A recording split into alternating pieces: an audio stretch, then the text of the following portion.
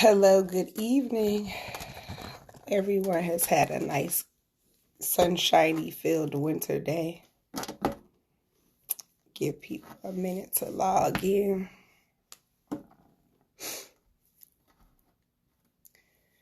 How are you? Hello, hello.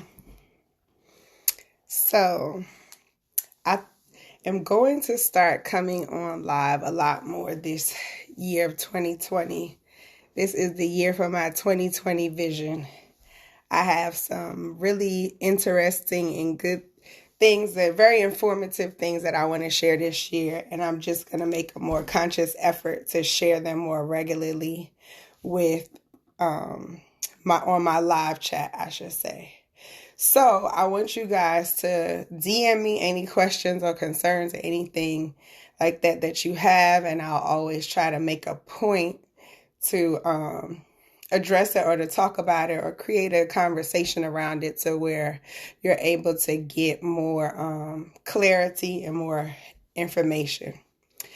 So this social media thing, it's just really interesting because it basically gives everyone a platform. And in giving everyone a platform, everybody has become the expert. Everyone has become the go-to. And what I'm finding is there's a lot of wrong information that is in abundance. And so because of that, I said, well, people can only go off of what they have. They don't know what they don't know. So today's live is going to be focused around hair care in a way that concerns natural clients, but those that choose to wear their hair with a, like a silk press or a blowout or any type of heat styling, because the question is often asked, like if I press my hair, am I going to lose my curl pattern? Or I don't put heat in my hair because I don't want to lose my curl pattern. And with that, I always answer the question when a person asks it of me directly, like, no, you should not lose your curl pattern because you choose to wear your hair straight. So my personal story is, no, I do not have a relaxer. It could be debated on me saying that my hair is natural because, as you can see, there's lots of chemical in my hair. I've got color, I've got highlights, I've got, plenty of chemicals in my hair. However, I don't have a relaxer. So as it pertains to my hair being straight, all the straightening is done with heat. However, when I choose to wear my hair natural or in its natural curl, I'm able to do that. The reason why is because of the products, the techniques, just the regular maintenance and care I do give to my hair during the chemical processing, after, surrounding the chemical processing. And how we came about to this topic, I have a wonderful client, and I'm not sure if she's on here yet. I know she's in a different time zone, so I'm not sure if she is gonna text her to make sure that she can log in here, because she really wanted me to share this with you guys as well. And basically what happened was she moved out of state, so she's no longer here in Georgia with me locally. And she wants to wear she likes her natural curl when she does not wear her hair straightened. But she's going to be getting locks pretty soon. So as you know, locking is a natural style, and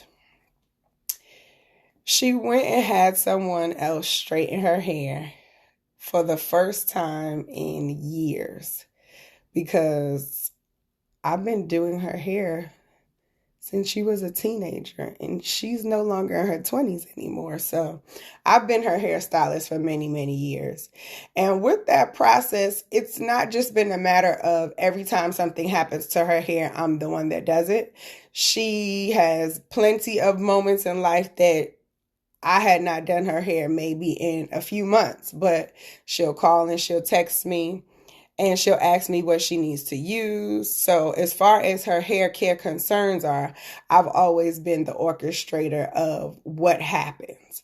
So I'm like the conductor, so to speak. She uses the products I suggest for her to use. She follows the regimen that I give her. She follows the step-by-step and the techniques. She'll go and get her hair braided. It's just that everything that she does with her hair, as you can tell, she loves her hair, is a result of my professional advice on what to do. So this is the first time that she was outside of my realm. And so she went to someone and she was completely devastated because what happened was there was a lot of heat damage that was done in this one visit. And I'm going to show you guys the picture that she sent me of what happened with her hair. Now, mind you, she had a little bit of relax on the ends, and then she decided that she was, going to start growing it out because she knew that she wanted to end up getting sister locks. That's her lock style of choice that she's going to be receiving. She found someone who's a loctician that's going to do it for her. And, she's been communicating with them as well as to things that she should or shouldn't do prior to her locks. So that's her responding back. So she is going to join us. Let's see. She is going to join us. This is wonderful. She asked, was I on Facebook? Just for all those, like I'm on Facebook and I'm on Instagram going live. So I'm live on both. We're live on Facebook and Instagram. So so we're going to be discussing how this could happen and some things that maybe even if you are the person to straighten your hair at home, things that you can avoid just in kind of understanding and knowing your hair a little bit better, because a lot of us just don't understand and know the basics as it pertains to our own hair. So it's like that coworker, that friend, that classmate, the lady who we always see in the post office, just wherever we go, if we notice that their hair always looks nice, then we just assume that if we do what they do, then my hair will look just as nice as hers. And that's not always the answer and the key, because she didn't blindly choose somebody to do her hair as well. She did go for a suggestion that this person's hair looked nice during their consults, or should I say, let me see, let me search for her on here. I'm going to search for her and I am going to see if we can get her to join in.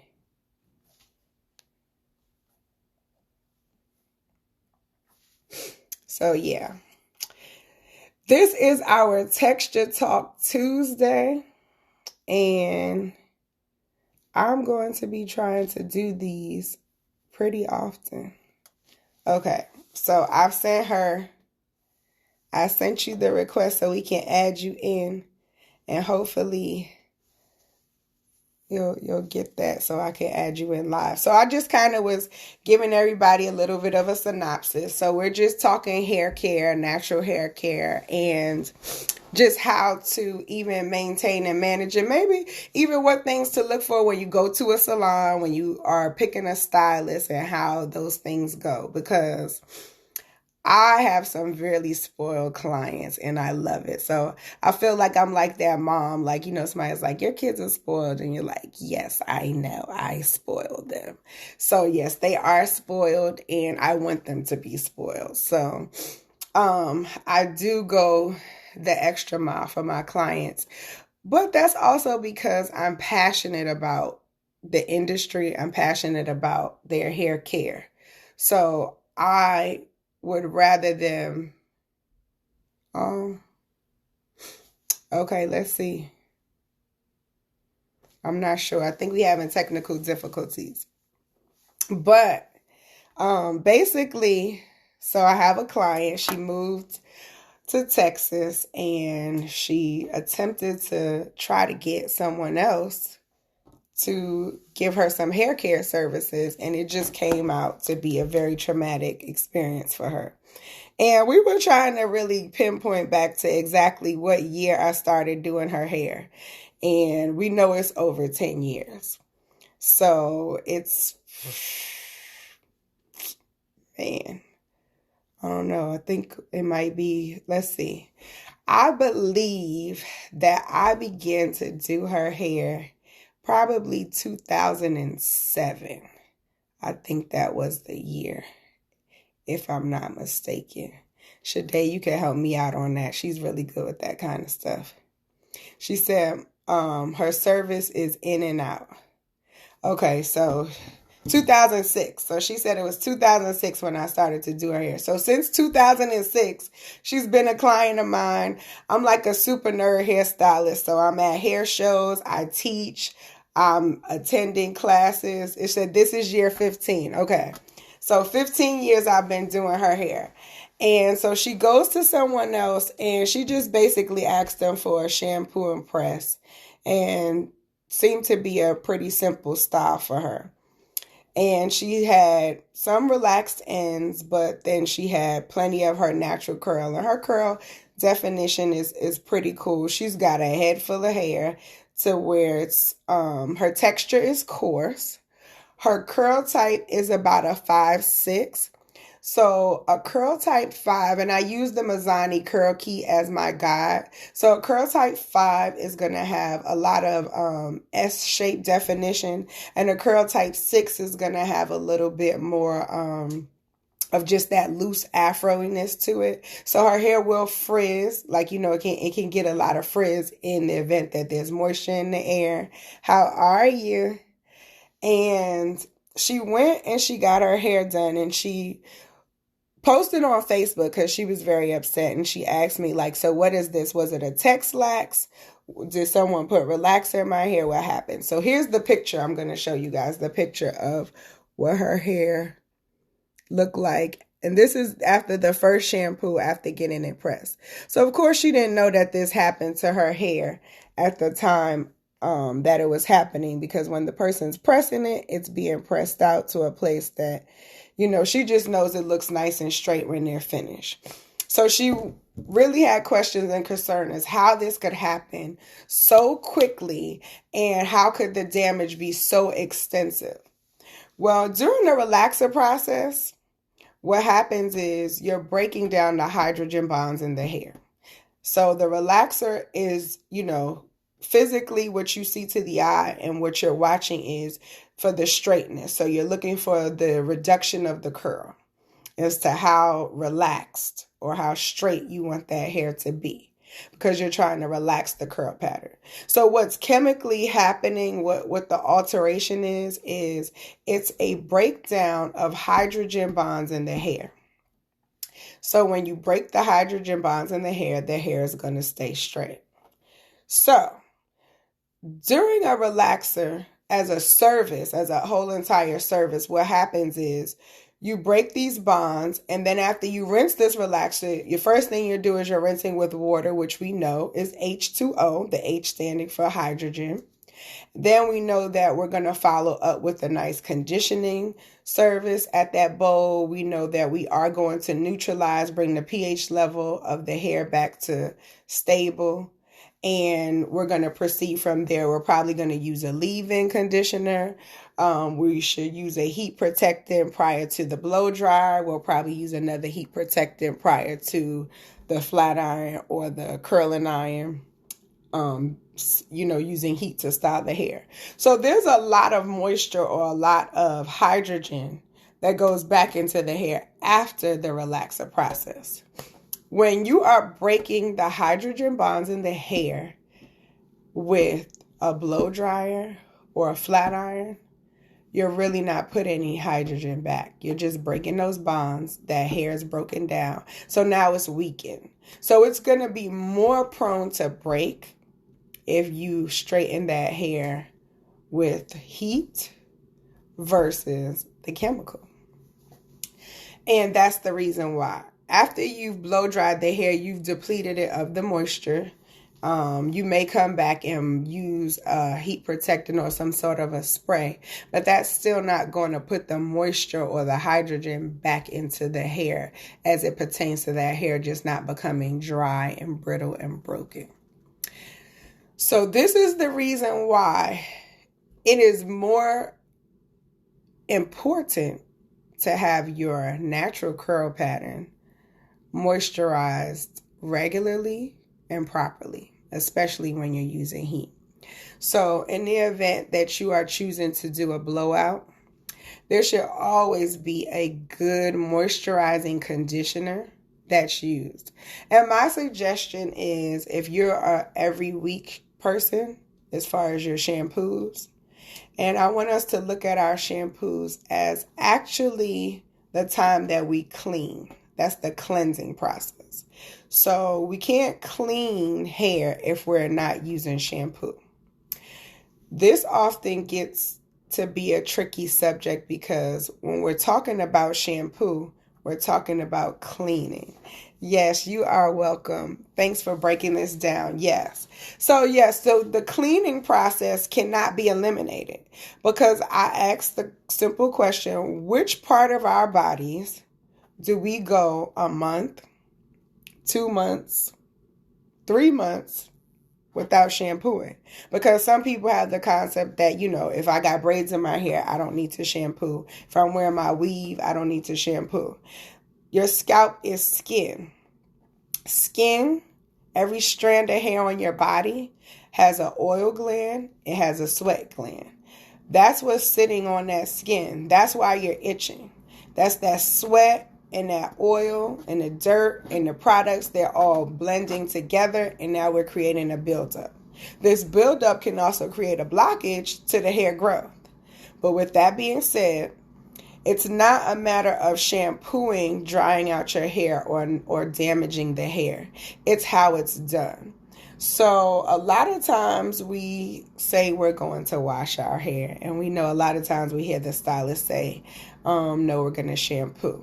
There's a difference. So we know when we take our clothes and we put them in the washing machine and we wash them, the older washing machines, not all of the new ones, they had an agitator in the middle. So that was that pole. And that was to, get those fibers and loosen up any dirt and debris that builds up inside of the fibers or the fabric of our clothes.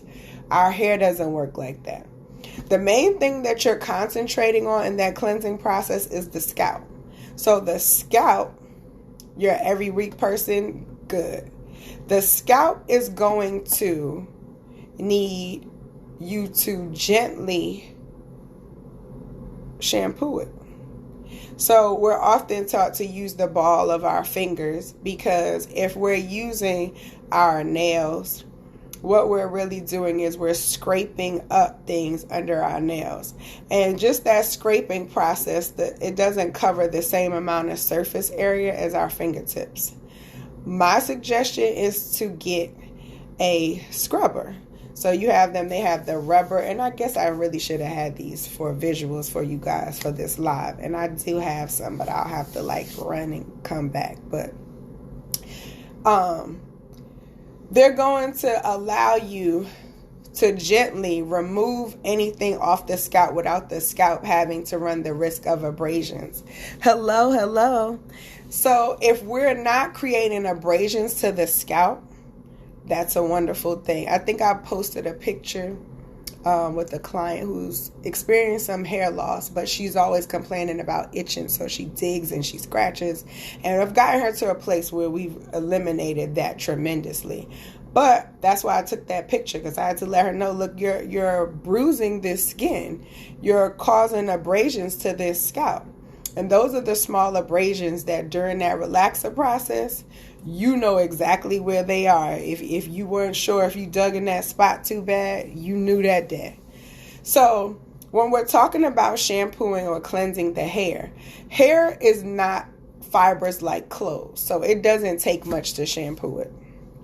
I offer a lot of extension and wig services, prosthetic units, and things of that nature.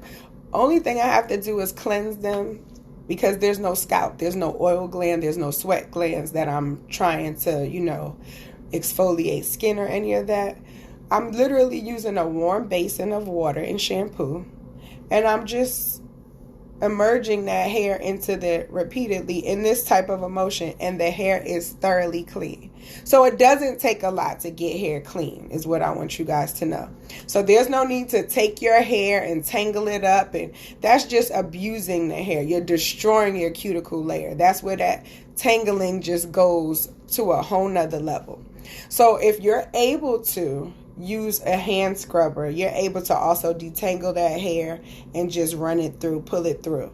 So I want you to keep that in mind. Now, how to choose a shampoo? You want to choose a sulfate-free shampoo. Sulfate-free is just much gentler on your hair. Now you know you haven't used any harsh detergents. Your hair is going to thank you. It's going to respond much better. Once you've done this, then you always want to follow it with a nice moisturizing conditioner. So you hear that a lot. You have your hydration, you see moisturizing, you see those shampoos that are just going to be detangling. You read all of these fancy words on the bottom and you're like, what does that mean? Because all moisturizers are not created equal.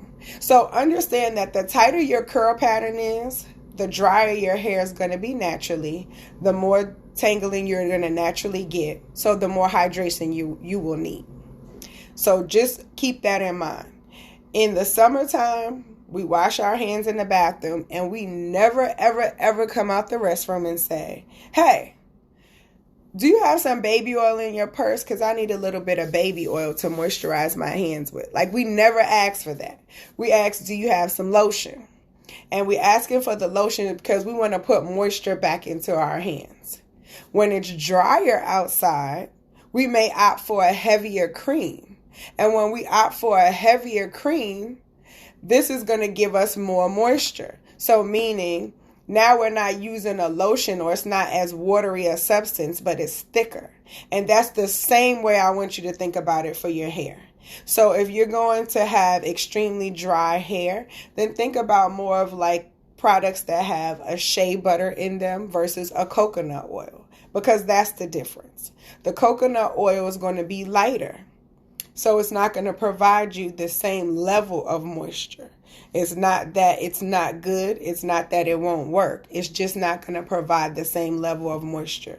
If you're getting moisture but it's not enough, then what do you have to do? You're asking for more lotion. You may not have washed your hands again, but now you notice your skin got dry again. You need more moisture. So that's what I want us to keep in mind with our hair. Because people always ask the question, well, it's just so dry. It just stays so dry. And that's part of it. The moisturizer that we're using is not suffice for what we need. So now when we're deep conditioning the hair once a week, if you're an every 2-week person, do that deep conditioner every 2 weeks. Every 2 weeks, you're going to take and you're going to sit with that conditioner. You're going to allow it to steam into the hair. Very simple process if you're at home. Take a towel, take a small towel, like a hand-sized towel, the same size towels we use at the salon. If you're at home, wet that towel down. Cold water is fine. Take a small bowl with a little bit of water in your bowl. Sit it in the microwave for 2 minutes. Once that towel is done, take that towel and wrap it around your hair, and then take a plastic cap and put over it. Let that sit on your hair for about 15 minutes. It's going to give you a nice steam treatment. It's going to be the heat. It's going to be the moisture. It's going to allow that conditioner to penetrate. And guess what? Your hair is going to be happy. Now, in the wintertime, what you can add to your regimen is you're able to take and maybe if you put a hot oil treatment on the scalp as well, if you have a really dry scalp. Now, when we're talking about hot oil treatments, those are not going to be any old kind of oil. It's not going to be a one size fits all. Almond oil is really good for the skin as far as giving it good moisture, deep penetrating.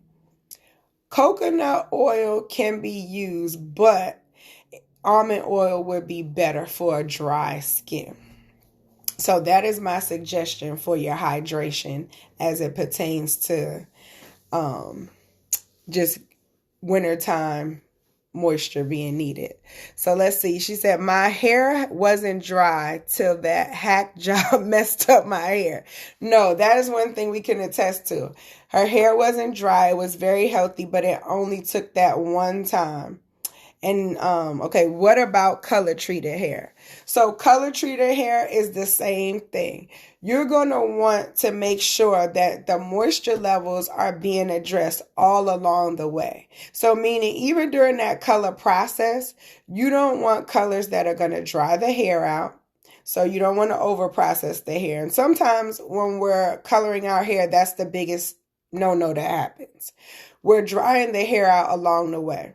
So there's no need to like lift the hair past the level that's necessary. What do I mean by that? If you're getting highlights and you know you want like just a nice sandy brown, your hair should never be high lifted to like a super blonde and then colored back down to brown, because there's just too much that's been taken out of the hair for no reason. Now, if you are wanting to wear this high lift color, even throughout that process, oil can be added too. You can add in additives that are going to keep that moisture going. So my secret ingredient go-to product is Formula 18. And what Formula 18 consists of is an extract from a plant called the resurrection plant. So the Formula 18 has a whole entire line. So this is a treatment that's done in a salon, and then the line supports it, meaning every product in the line is going to have that Formula 18 in the product. So the shampoos, the conditioners, the styling agents, even the blow dry serum, these are all going to consist of it. So it basically prolongs the treatment. It allows you to get the treatment done and then keep it going. So that's how we work together as stylist and client. Because that's the bigger thing that is important, is there's no point in you going to a salon, you're spending your money, and then you go home and you're using products that work contrary to what it is that you've gotten done. So you always want to ask questions. It's your hair. Ask them what color line do they use. Ask them, what is it that you need to go home to support your color? How you are going to maintain this. Hey. So these are questions that you should feel entitled to ask, because I get new clients and I ask them all the time. I say, hey, so do you know what type of products are used on your hair? And they're like, you know what? I never thought about that. I didn't even ask. I have no clue what's used on my hair. And my clients will tell you, they know exactly what I use each time I use something. And there's been a couple of times that as an educator, we get products and we're trying out new things in terms of just trying to decide how to suggest the product.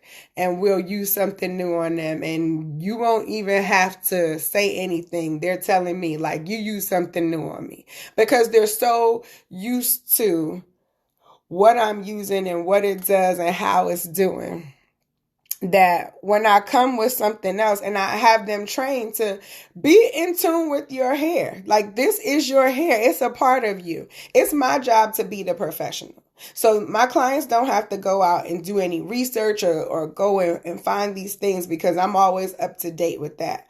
But I'm also always instructing and helping them on their hair, because hair, I say it all the time, it's not one size fits all. It is custom.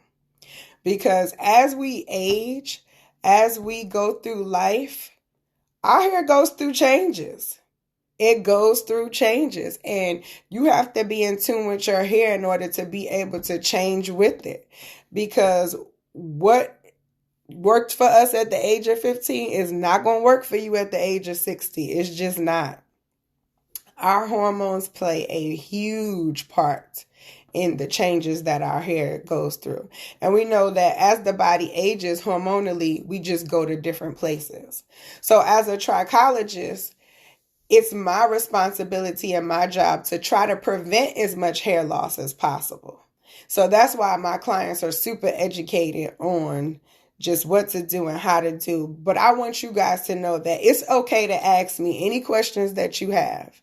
I am open and I'm honest with answering all questions. I do have a trichology page, and on my trichology page, I will go more into depth into things that may cause hair loss or things that you can internally take and have. But on this page here, we are always going to be discussing more of a generic approach, more of a universal thing as far as how we handle our hair. And you don't have to DM me questions that, like, in other words, you can DM me whatever you want. Your questions or your concerns, like, I don't have to say who it was or what they were doing. But like I said, Shade wanted me to share this with you guys because I said, well, I'm going to be doing a live. She's like, you need to tell them my hair was damaged in one salon visit.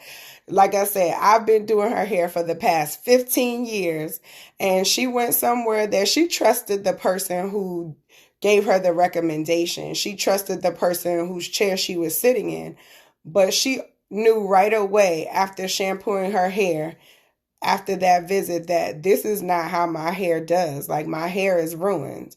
And again, it doesn't take much. Like I tell, it only takes one time to burn something for it to be burnt. So it's not that always that everything we're going to do to our hair to damage it, it doesn't create the damage today. So the hair was definitely damaged with the heat.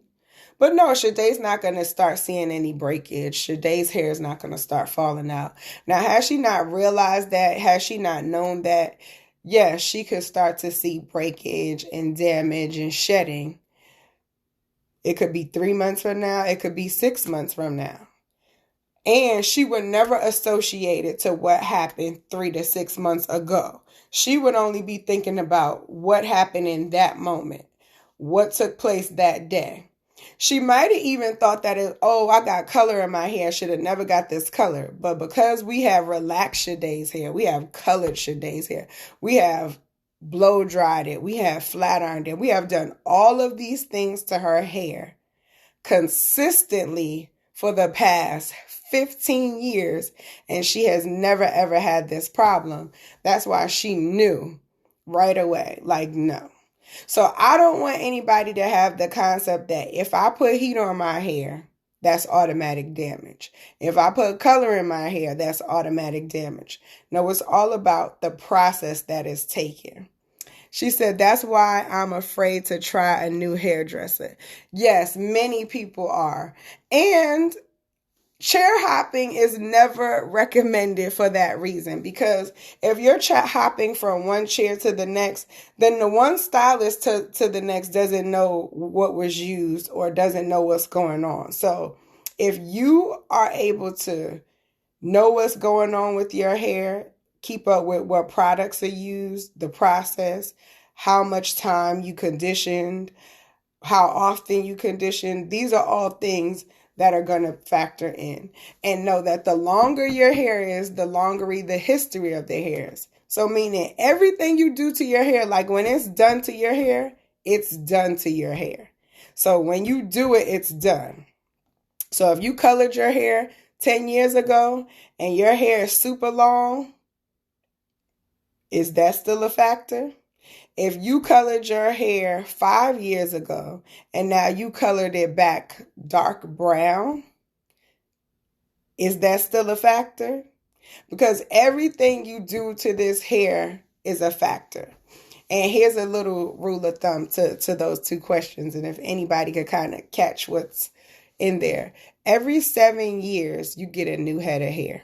So take your hair in 7-year increments. So at the age of 7, 14, 21, 28. And that's how you gauge where you are in life with your hair. Because about every 7 years, you have a brand new head of hair. Relax it and color the same day, I was fine. Until a woman with a flat iron and a blow dryer. Yeah, so Shade was one of my, you always have an exception to a rule. So Shade was one of my clients who she was so excellent about what I would send her home to do with her hair and just following her good hair care routine that I could relax and color Shade's hair, permanent hair color, on the same day and she wouldn't lose a strand. So that's why she was so devastated that all she asked for was a shampoo, blow dry, flat iron, and her hair was more or less just fried. And it was the excessive heat and it was the lack of heat protection. You should always use a heat protectant when you're putting heat on your hair. Like always use a heat protectant. I'm going to say that again. Always use a heat protectant when putting heat on the hair. So this is something that we just want to remember as a rule of thumb. You get ready to blow dry, I need a heat protectant. Getting ready to flat iron, I need a heat protectant. You've been wearing your hair curl, now you want to rebump it, let me put a heat protectant. And there are many heat protectants on the market now. It wasn't so many some years back, but there are lots of them out there. So it shouldn't be too hard to find a heat protectant.